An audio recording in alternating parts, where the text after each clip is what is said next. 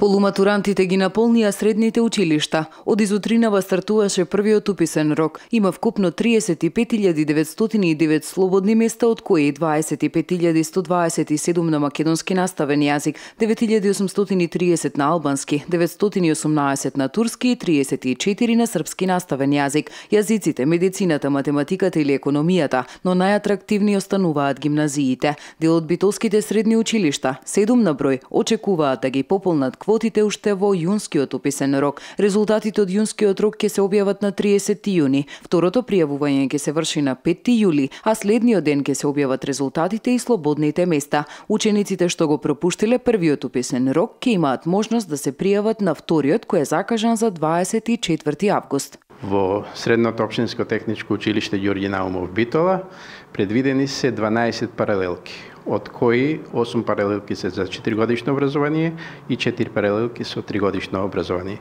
или од прилика 360 ученици да се запишат.